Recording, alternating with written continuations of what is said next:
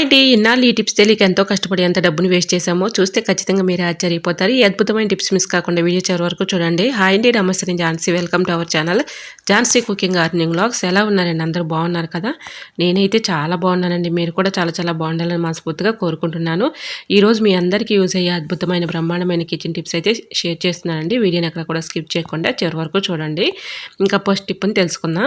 ఇలా మనం పెన్ని క్యాప్స్ ఎందుకు పనికిరావని పడేస్తూ ఉంటాం, కానీ ఈ విధంగా మనం బట్టల క్లిప్స్ లాగా యూజ్ చేసుకోవచ్చునండి. అవసరానికి మనకి బట్టర్ క్లిప్స్ లేనప్పుడు ఈ విధంగా పెన్ని క్యాప్స్ని చక్కగా బట్టర్ క్లిప్స్ లాగా యూజ్ చేసుకోవచ్చు. ట్రై చేయండి. ఇంకా సెకండ్ టిప్ని తెలుసుకుందాం. మనం సరుకులు తెచ్చుకున్నప్పుడు ఈ విధంగా డబ్బాల్లో స్టోర్ చేసుకుంటూ ఉంటాం కదండి. డబ్బాల్లో స్టోర్ చేసుకున్న ఒక్కోసారి మనకి పురుగు వచ్చేసినట్లుగా అనిపిస్తూ ఉంటుంది కదా. పురుగులు వస్తున్నట్లుగా అలా అనిపించినప్పుడు ఈ చిన్న ట్రిక్ని ట్రై చేయండి. ఇలా తిరగమాత దినుసుల్ని నేను ఒక 1 అవర్ పాటు ఎండలో ఉంచేసానండి. ఎండలో ఉంచిన తర్వాత ఇలా స్టవ్ ఆన్ చేసుకుని కళాయి పెట్టుకుని దోరగా ఇలాగా, మరీ ఎక్కువగా అవసరం లేదండి, దోరగా ఇలాగా కొంచెం హీట్ చేసేసుకుని మళ్ళీ డబ్బాల్లో స్టోర్ చేసుకున్నాం అనుకోండి, చక్కగా పాడైపోకుండా ఎక్కువ రోజులు స్టోర్ ఉంటాయండి. ఈ విధంగా స్టోర్ చేసుకునేటప్పుడు కొద్దిగా సాల్ట్ వేసేసి స్టోర్ చేసుకుంటే మనకి పురుగు రాకుండా పాడైపోకుండా ఎక్కువ రోజులు స్టోర్ ఉంటాయండి. ఈ విధంగా మనం ఎక్కువగా తిరగమాత గింజలు డబ్బాల్లో గాలాడక లోపల పురుగు పట్టే ఛాన్స్ అయితే ఉంటుంది కాబట్టి ఈ చిన్న ట్రిక్ని ట్రై చేయండి. ఇంకా థర్డ్ టిప్ని తెలుసుకుందాం. కొత్తిమీర పాడవకుండా ఎక్కువ రోజులు స్టోర్ ఉండాలంటే ఈ చిన్న ట్రిక్ని ట్రై చేయండి. చాలా చక్కగా వర్క్ అవుతుంది. కొత్తిమీర మనం ఎక్కువగా క్యారీ బ్యాగ్స్లో పెడుతూ ఉంటాం. క్యారీ బ్యాగ్స్లో కొత్తిమీర పెట్టడం వల్ల ఇలా మనకి కొత్తిమీర అంతా కూడా పాడైపోతూ ఉంటుంది. ఎందుకంటే క్యారీ బ్యాగ్స్లో లోపల గాలాడక తేమ తగిలి కుళ్ళిపోతూ ఉంటుంది. అలా లేకుండా ఉండాలి అంటే ఈ చిన్న ట్రిక్ని ట్రై చేయండి. ఏదైనా ఒక గ్లాస్ తీసుకొని దాని నిండుగా వాటర్ పోసుకొని ఇలా వేర్లతో సహా కొత్తిమీరని పెట్టేసుకొని ఇంకా ఇలా ఒక డబ్బా తీసుకోవాలండి. ఒక ప్లాస్టిక్ డబ్బా కానీ లేదంటే ఏదైనా ఒక కంటైనర్ అంటే ఒక డబ్బా లాంటిది తీసుకొని దీన్ని రివర్స్లో ఈ విధంగా పెట్టేసుకొని వాటర్తో సహా ఫ్రిడ్జ్లో పెట్టేసామనుకోండి, మనకి పాడైపోకుండా ఎన్ని రోజులు ఉన్నా అలానే ఉంటుంది. 2 డేస్కి 3 డేస్కి వాటర్ మార్చుకుంటూ ఉంటే సరిపోతుంది. కొత్తిమీర ఫ్రెష్గా ఉంటుందండి. ట్రై చేయండి. ఇంకా నెక్స్ట్ టిప్ని తెలుసుకుందాం.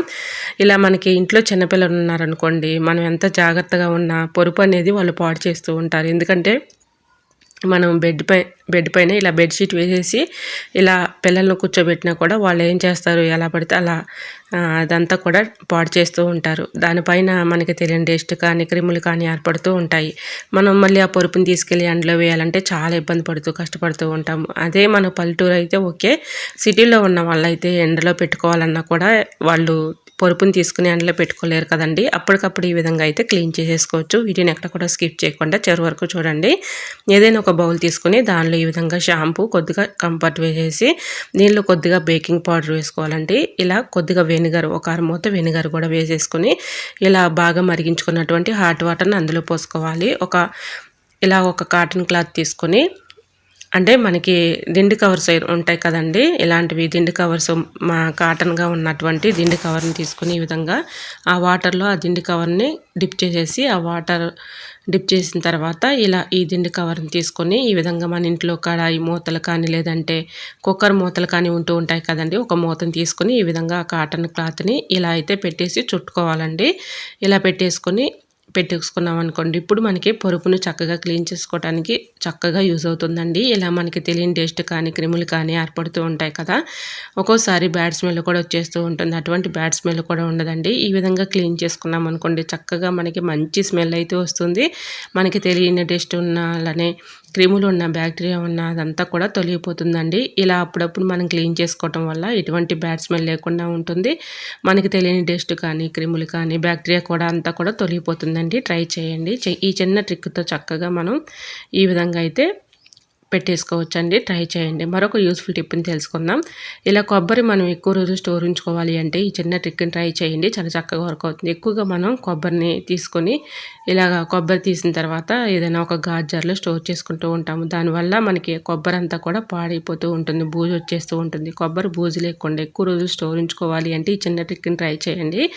ఈ విధంగా కొబ్బరి మనం ఇలా కొట్టిన తర్వాత కొబ్బరి చిప్పకి ఈ విధంగా తేమ లేకుండా శుభ్రంగా ఆరిపెట్టేసుకున్న తర్వాత ఒక కాటన్ క్లాత్తో శుభ్రంగా తేమ లేకుండా తుడిచేసుకుని దానిపైన కొద్దిగా సాల్ట్ కానీ ఆయిల్ కానీ అప్లై చేసి ఈ విధంగా ఏదైనా ఒక బాక్స్లో పెట్టేసుకొని డీ ఫ్రిడ్జ్లో పెట్టుకున్నాం అనుకోండి, అస్సలు మీకు ఎన్ని రోజులు ఉన్నా కూడా కొబ్బరి అనేది కుళ్ళిపోకుండా ఎక్కువ రోజులు స్టోర్ ఉంటుందండి. ట్రై చేయండి. చాలా చక్కగా వర్క్ అవుతుందండి. నేను ఇప్పటికీ కూడా ఈ టిప్నే ట్రై చేస్తూ ఉంటాను. చాలా చక్కగా వర్క్ అవుతుంది. ట్రై చేయండి. మరొక యూస్ఫుల్ టిప్ని తెలుసుకుందాం. మన ఇడ్లీ పిండి కానీ దోశ పిండి కానీ టేస్టీగా ఉండాలి, హోటల్ స్టైల్‌లో టేస్టీగా ఉండాలంటే ఈ చిన్న ట్రిక్‌ని ట్రై చేయండి. చాలా చక్కగా వర్క్ అవుతుంది.